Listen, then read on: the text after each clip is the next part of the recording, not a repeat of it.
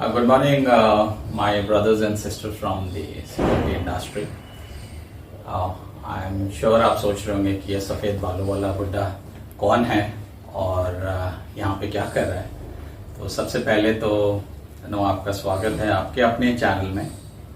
और रही बात इस सफ़ेद बालों वाले बुड्ढे की, तो ये जानना इतना इम्पोर्टेंट नहीं है कि मैं कौन हूँ, लेकिन ये ज़रूर इम्पोर्टेंट है कि मैं यहाँ पे क्यों हूँ।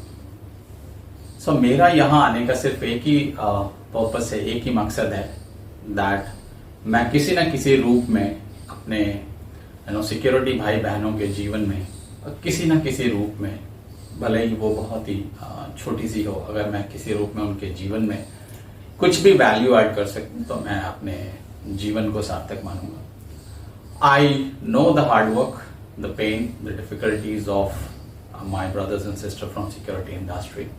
और मैं इसलिए कह सकता हूं बिकॉज मैं खुद इस इंडस्ट्री से ऑलमोस्ट दो दशक या उससे भी ज्यादा से जुड़ा हूं। तो मैं जानता हूं कि सिक्योरिटी गार्ड फैमिली में जो लोग हैं वो कितनी कठिनाइयों के साथ अपने जीवन का यापन करते हैं, अपने घरों से, अपने शहरों से दूर आकर अनजान शहरों में काम करते हैं और बहुत डिफिकल्टीज का सामना करते हैं।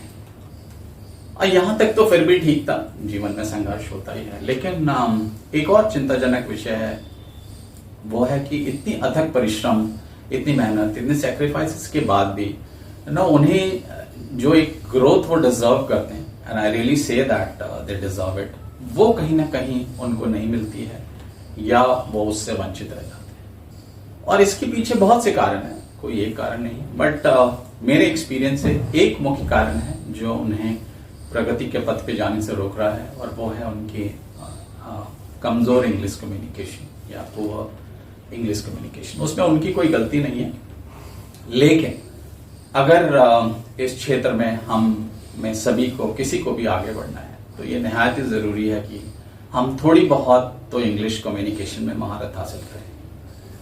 और ये मैं किसी और के एक्सपीरियंस से नहीं, मैं अपने एक्सपीरियंस से भी बोल सकता हूँ। I also belong to a very small village, a rural setup, बहुत ही ग्रामीण क्षेत्र से, और मैं समझ सकता हूँ जब हम पहली बार शहरों में आते हैं तो कितनी हीन भावना होती है जो हम देखते हैं लोगों को धड़ाधड़ इंग्लिश बोलते हुए या ग्रोथ करते हुए।